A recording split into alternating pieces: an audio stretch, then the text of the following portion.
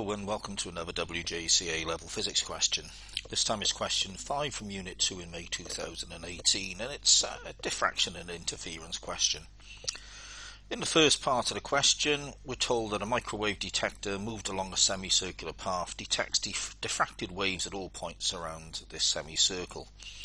So we can see in the diagram that we've got a microwave source, we've got a gap with a width labelled as W and a detector moving all the way around.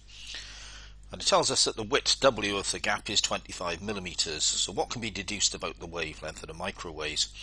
Well, the point here is because we're detecting microwaves all the way around with that detector, it means that lots of diffraction is happening, and lots of diffraction will happen when the size of the gap is smaller than or possibly equal to the wavelength there.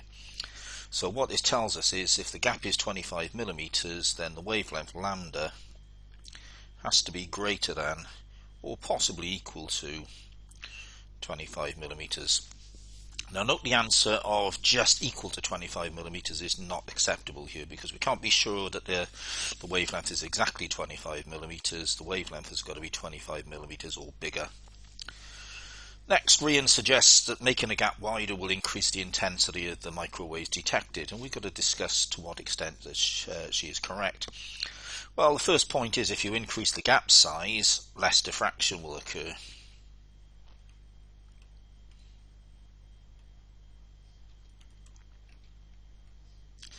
The waves spread out less.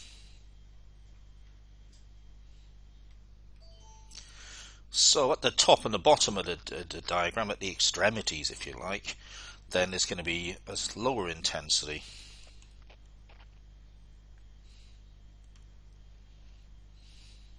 Perhaps we could describe that in terms of angles. So let's say 90 degrees either side of the straight through.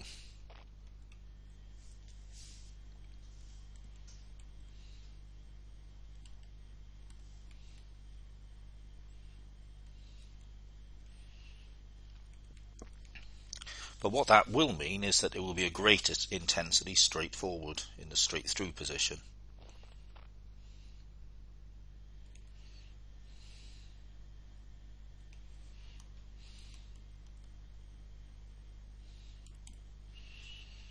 Well, let's say at small angles to the straight through.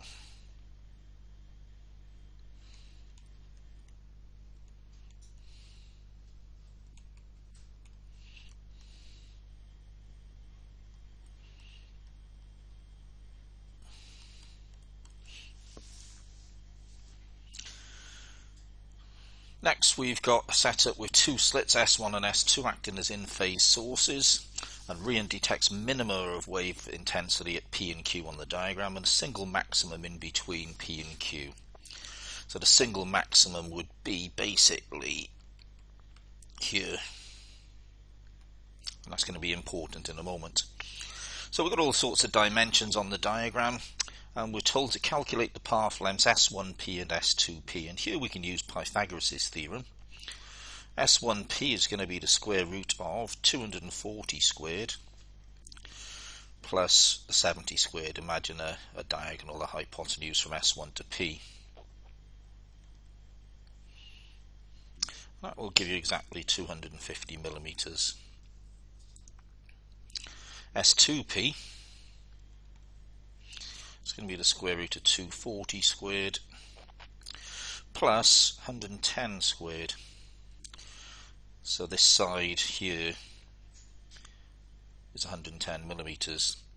And put that into the calculator, you get very slightly above 264 millimeters, 264.00 sort of thing.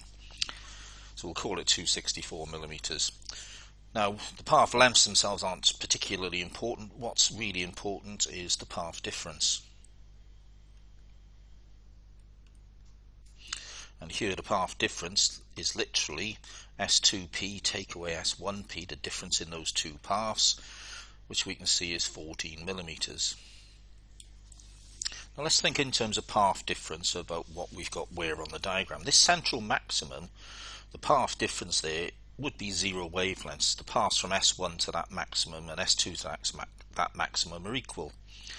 So therefore the path difference to P must be a half wavelength, because we're getting a minimum there and we're getting destructive interference. Remember the rules. If we have a path difference of a whole number of wavelengths, we get constructive interference. If our path difference is an odd number of half wavelengths, we get destructive interference. So therefore that 14 millimeters that we've worked out is half of the wavelength, and the wavelength will be 28 millimeters. Thank you very much for listening. Please remember to like and subscribe, and feel free to add any comments. Goodbye.